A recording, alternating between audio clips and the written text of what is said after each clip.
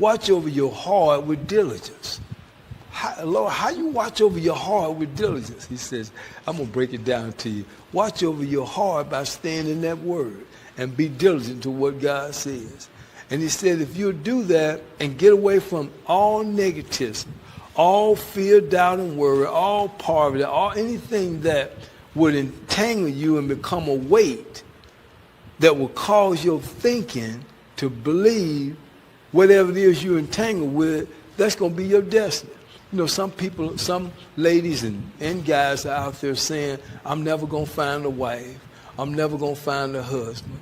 And they're governing that based on the previous relationships that they had that they went out and found. And they keep getting the same relationships over and over and over and over again because they never changed their thinking. They never got a real perspective on what God could bless them with.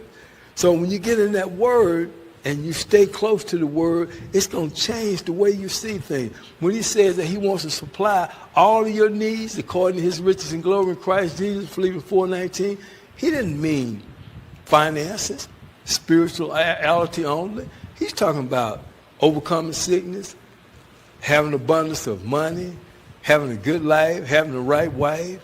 And when you start understanding who you are and your thinking change, then you'll draw somebody to you that thinks the way you think. In other words, y'all be yoke and yoke. You know, but what happens to a lot of people, men and women, you may have a good heart and go out and get somebody from the world, and you start thinking the way they think, and you end up with a bad relationship. Well, I'm telling you this. Divorce all that.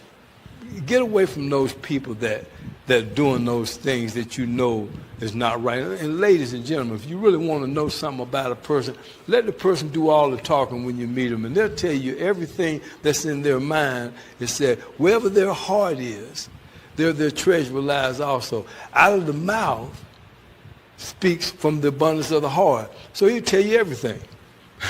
He'll tell you everything that he likes to do. But if you tell the person, if I were to go tell Satan what I like, Satan can cater it to whatever I like. So I want you to do this. Change your thinking. Start to operate with integrity. Start to operate with moral courage on the word. In other words, stand on that word no matter what and believe in it. It'll change the way you see things, the way you feel, and it'll draw people to you that are thinking on that capacity. See, I believe that like attracts like. You know, and if you're negative and you're thinking negative, you'll probably attract somebody that's in that same field. You know, then sometimes you're thinking positive, but you get in a negative environment, then you convert over to that field. So I want to say this to you. You can't let anybody steal your power away from you by you starting to think the way they think. And once you see that you're not yoke and yoke with a person, just move around. God's got something bigger and better and more than you can. I love what he says. Let me say it the way he says. I will do exceedingly and abundantly more than you could ever ask or think. But the power is in you on how you think.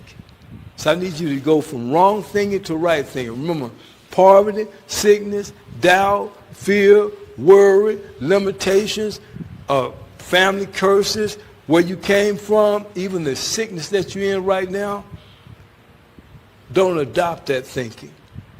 God said that I came that you have, send my son, you have life and have it more abundantly in every area of life, spiritually, mentally, physically, socially, and financially. Then he comes back and puts it into instruction by saying that, hey, I wish above all things that you would prosper in all things, be in perfect health, even as your soul prospers. That's the will of God for your life. I need you to start thinking that and believing that, even though you got to go through, even though problems and difficulties going to come. It's all a part of the journey. If you can keep your mind right, and the only way you can do that is through the word, and it'll transform your thinking, and you won't be conformed to what's going on around you. I say it to you this way. You'll have a joy, and that's an inner happiness, not controlled by outward circumstances, because you know in your heart that because you're united with Christ, you're bigger than the problem, but you still got to go through the problem. And the test turns into a testimony so that you can get educated to get prepared for whatever you're coming out to.